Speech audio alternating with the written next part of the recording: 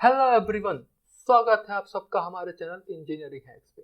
मेरा नाम है अभिषेक और आज हम बात करने वाले हैं सॉलिड वर्क्स हैंडलिंग के बारे में।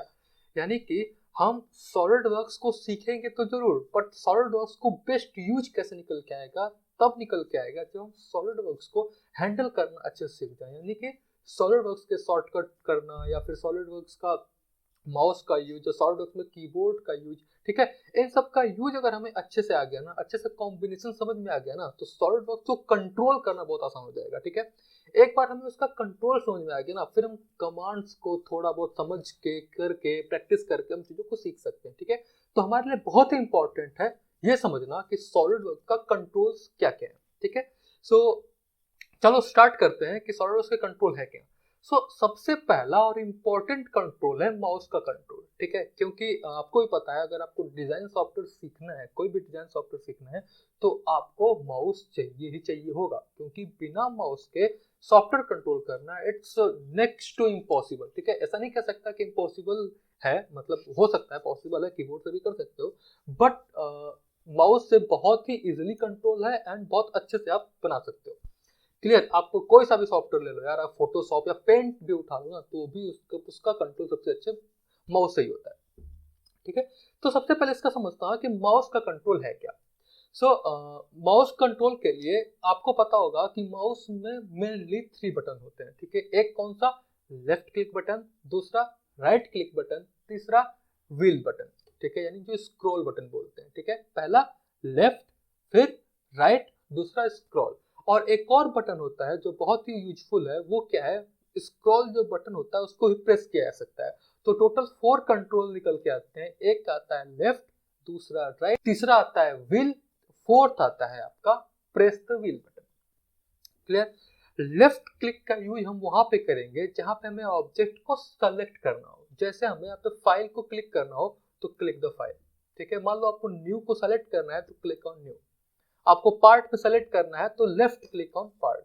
ठीक है, ओके पे क्लिक करना है तो लेफ्ट क्लिक ऑन ओके। यानी कि जब भी कोई क्लिक बोले तो समझ लेना बोला गया है लेफ्ट क्लिक के बारे में। ठीक है, यानी ऑब्जेक्ट को सेलेक्ट करने के बारे में। ठीक है, दूसरा जो राइट बटन होता है वो होता है ऑप्शंस के लिए, यानी कि पर्टिकुलर कमांड्स या पर्टिकुलर कमांड्स के साथ में उसका ऑप्शंस क्या क्या है। जैसे ये कमांड मैनेजर, इस कमांड मैनेजर में सामने से दिख रहा है, क्लिक करूंगा तो हमारा कमांड यूज हो जाएगा, बट हमें ये पता करना है कि इस कमांड में और क्या कर सकते हैं। तो कमांड मैनेजर पे जहां पे ब्लैंक स्पेस है वहां पे राइट क्लिक कर दो। जैसे राइट क्लिक करोगे आपको दिखेगा कि टैब में क्या है, टूल बार्स में क्या है, कस्टमाइज क्या कर सकते हैं, कैसे कर सकते हैं, सब कुछ आपको यहाँ पे मिल जाएगा। जैसे आपको प्लेन है, प्लेन पे नॉर्मल क्लिक करोगे तो प्लेन सेलेक्ट हो गया, बट प्लेन्स के ऑप्शंस जानने हैं तो राइट क्लिक कर दिया, उसके ऑप्शंस मिल जाएंगे। ठीक है, तो राइट क्लिक तो आप यूज करोगे जब उसके ऑप्शंस के बारे में समझना हो। ठीक है, अब आता है स्क्रॉल बटन। ठीक है, स्क्रॉल बटन कब यूज करते हैं, जैसे हमने यहाँ पे एक ऑब्जेक्ट बनाया,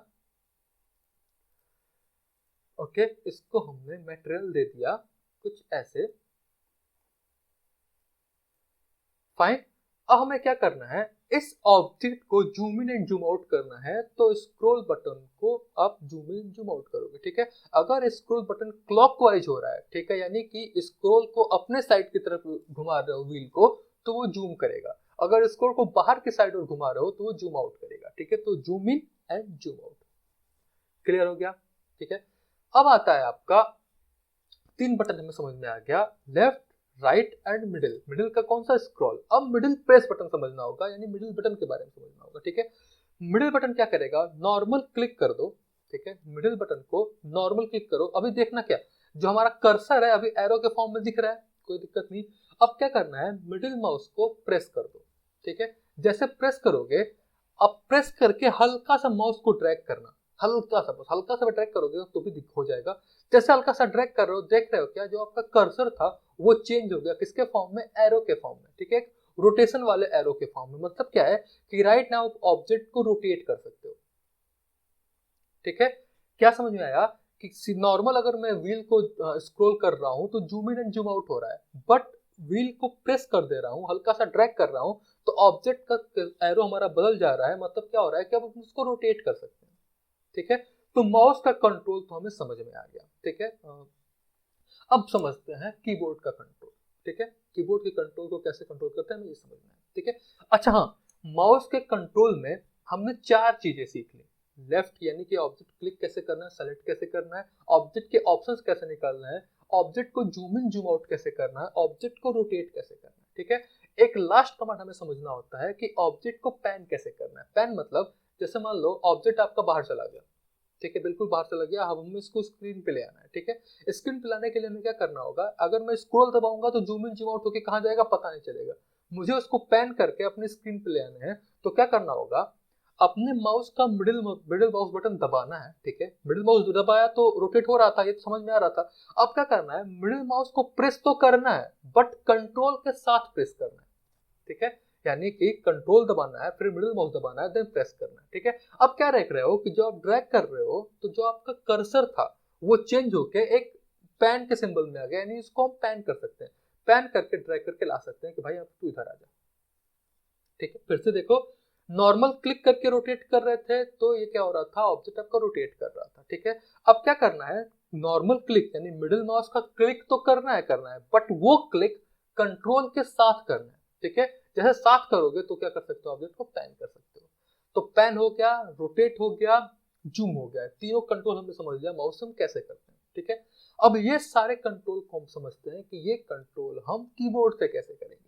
ठीक है, सो कीबोर्ड से जूम करने के लिए आपको क्या करना होगा, जेड प्रेस करना होगा। ठीक है, सिंपल जेड प्रेस करने से जूम आपका जूम आउट होता है, यानी कि आपका ऑब्जेक्ट छोटा होएगा। ठीक है, बट ये जेड शिफ्ट के साथ प्रेस करोगे तो ऑब्जेक्ट आपका बड़ा होएगा। ठीक है, कीबोर्ड के साथ जूम और वो करना हो तो ऐसे कर सकते हो। ठीक है, क्लियर। ऑब्जेक्ट आपको रोटेट करना हो तो एरो का प्रेस करो और रोटेट करो।